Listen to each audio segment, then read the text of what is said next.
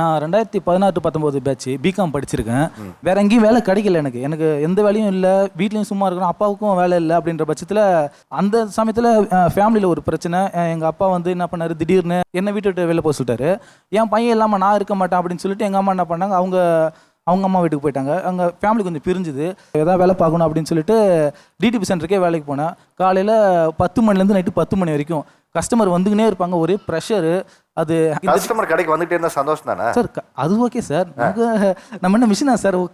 10 மணிக்கு போனோம்னா நைட்டு 10 மணி வரைக்கும் நான் ஸ்டாப்பாக வேலை செஞ்சுனே இருக்க போயிடும். சாப்பிட்றதுக்கு ஒரு 1/2 மணி நேரம் கொடுத்தாங்கன்னா, தம்பி சாப்பிட்டேப்பா, சீக்கிரமாப்பா, அங்கே ஆள் வந்துட்டாங்கப்பா, வெயிட் பண்ணுறாங்கப்பான்னு சொல்லிட்டு ஓனர் கூப்பிடுவார். அதுக்காக அரக பறக்க சாப்பிட்டுட்டு அவர்கிட்ட போய்ட்டு அங்கே போய் நிற்கணும். அதுவும் இல்லாமல் அவர் வந்து 15,000 சம்பளம் கொடுத்தாரு. எனக்கு இப்போ நான் தனியாக இருக்கனால ஓரளவுக்கு இது பண்ண முடிஞ்சுது. அப்புறம் அம்மாட்ட பேசி அவங்கள வீட்டுக்கு கூட்டின்னு வந்தேன்.